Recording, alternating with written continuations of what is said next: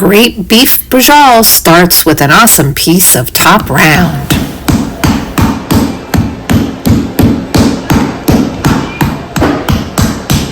Pounding it out. What kind of meat is this again? Prime top round.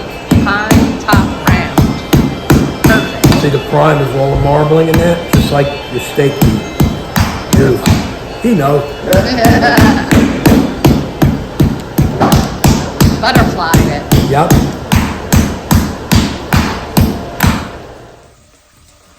Hello, family and friends. Hope you're all doing well. Welcome to my kitchen. Sandy here, and today we're going to do a great legacy gem from my recipe box. We're going to do braciola. I got my sleeves rolled up and all of the ingredients that we need out on the counter, and I'm going to take you through it. We're doing braciola today at the request of my brother Michael, who asked me specifically to do a video on how to make our family's braciola. So this one's for you, Mike. Our grandmother was Sicilian, and she is the one that actually taught my mom how to make braciola, and that is the braciola that I make. And in Sicily, they put hard-boiled egg in the braciola. So we're going to do that today. There's a great debate on that. Italians either put it in or they don't, and everybody makes it the way their family did it, and so that's why this is a legacy gem. And it's just a lot of fun. So it's also a legacy gem because you can change it up, you can add flavors, and kind of play with it and make it your own. So we're going to do it the way my grandma taught us, and that starts with a really good piece of meat. So this is a piece of top round. It's prime top round. And in the video, I'll show you a piece of the actual piece of meat that I got this from, a picture of it. But I like my braciola to be bigger in size. And you can see the one that I have in the pan here that I just did is pretty wide, right? That's 8 or 9 inches across. In the supermarket, a lot of times they'll only give you the width of the piece of meat. And to me, that's hard to roll up and to get the egg to stay inside. So today we went to the butcher.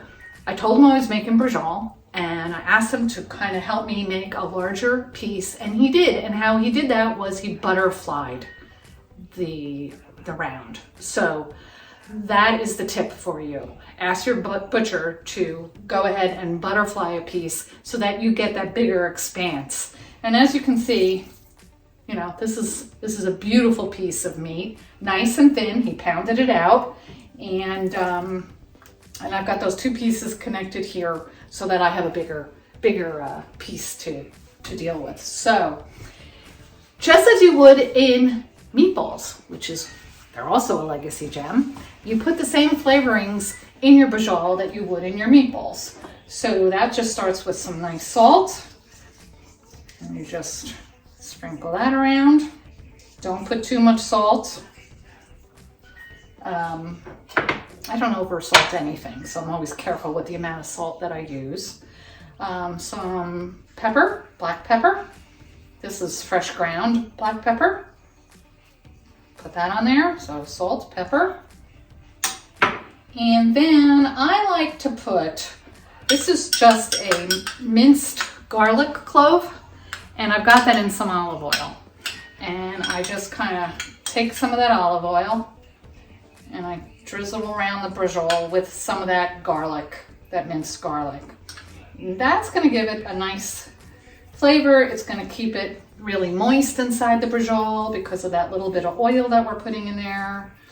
And that minced garlic will kind of permeate throughout the whole braciola, and it'll be nice and tasty. So just enough to coat the meat is all you need. I do this by hand, but they also have the pre-minced garlic in a jar that has the liquids in with it. That would work as well too if you have that in the fridge. Next we have onion powder, and I just simply sprinkle that on. Again, this is everything that goes into a meatball. So If you can make meatballs, you can make brajol. So that's just enough to coat. And then I have some garlic powder. So even though we have the minced garlic and the oil, I still put the garlic powder on. Just a nice light color. Just coating. Okay, then some parsley. You could use dried parsley. You could use fresh. I'm using fresh today. This is Italian flat leaf parsley for a nice flavor and some color. When you cut the brajol, you will see that parsley come through. And then your favorite Italian macaroni cheese. And here I like to be nice and liberal with my coating of macaroni cheese. It doesn't really come off a spoon for me right now. I don't know why, so use your hands.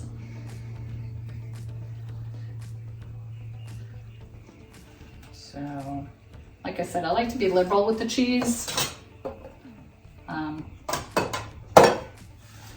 Now, a lot of people, and you'll see recipes where they put breadcrumbs in their brajol before they roll them up. I do not like to use the breadcrumbs. I don't really think they lend anything to the meat. We never did it that way, and I honestly don't understand the purpose. You don't need a breadcrumb to hold anything together. It doesn't really lend any flavor unless you use, you know, the pre-seasoned breadcrumbs.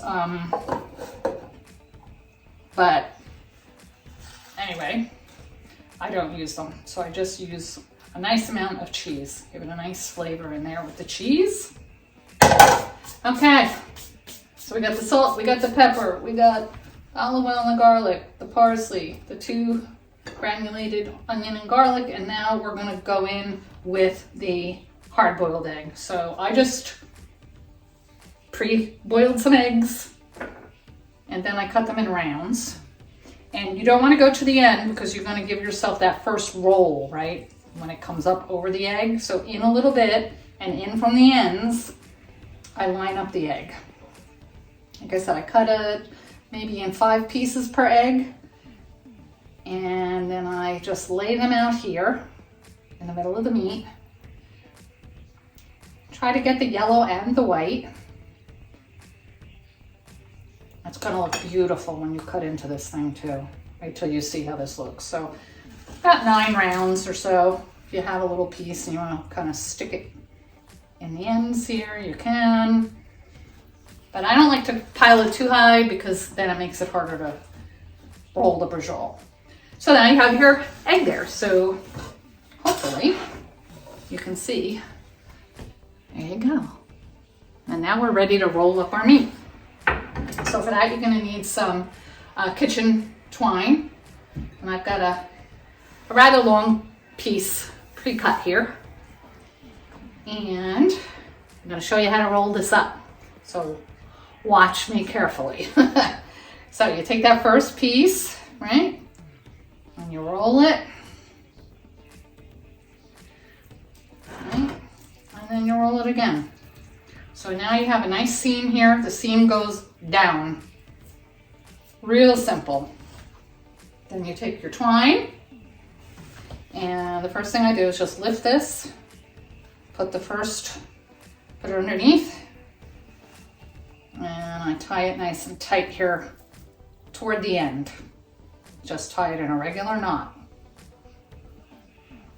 Then I take the twine and I go to the end of the brajol, go under it, give it a tug, not too far. You don't want to really pull it in too tight. You just want to do it tight enough just so the brajol kind of lays. And then bring the twine underneath your first tied piece there and give it a little tug. Then you're going to go about 1.5 inches or so, because we're going to tie this thing all the way across. Lift your brajol, bring your loop around, and then you're going to pull through your twine under both pieces here, so that when you pull it, tug on a little bit, it's gonna tighten across the short way. So again, put your thumb here, go around, pull it through. That way again, and we can do one more. Around, hold your two pieces, bring it this way, right? And you've got it toward the end there, and if you have room, you can just bring it one more time. Now you can see I've got it bound all the way. I'm gonna go across one more time. I'm gonna cut it. I'm gonna go this way. Put it up there, that's where I started. I'm gonna tie it off. And that's it, we've got it all tied and bound. Perfect. All right, well there's our brajol. You can see it's really well on the back end and on the front end.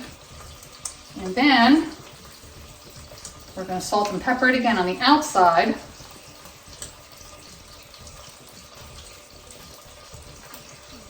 Pepper, we're gonna get it in that hot pan. So I've done one already for you.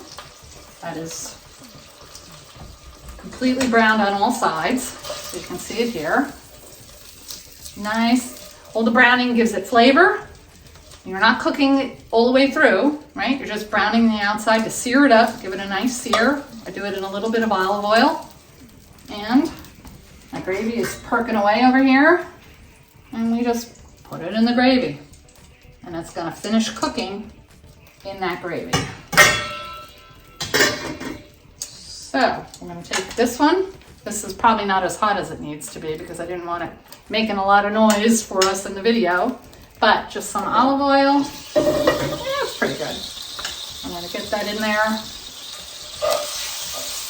I'm gonna let that brown. I'm gonna move it around. I'll show you some pictures of what that looks like. Get that one in the gravy. I have a third one done. Get them all in there and I'll show you what they look like. When they are finished percolating in the gravy, they'll cook in there a couple hours. They'll cook all the way through. And when we're ready to serve them, we just put them in a nice platter, take the string off. They'll stay together nicely and you'll slice them up and serve them with your favorite pasta. And there you go. That's how to make our family brajol. So we'll see you soon, and I hope you make brajol soon and enjoy it as much as we do. And take care, everybody, and we'll see you next time.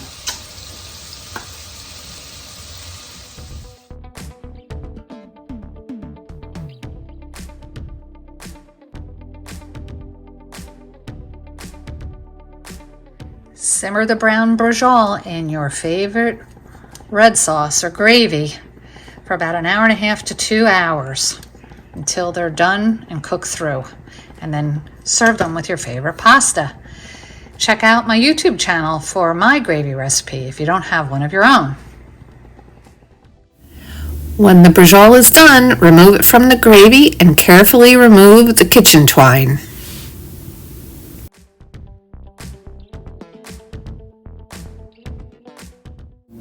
Then slice your brajol and serve on a platter with extra gravy alongside your favorite pasta, and enjoy.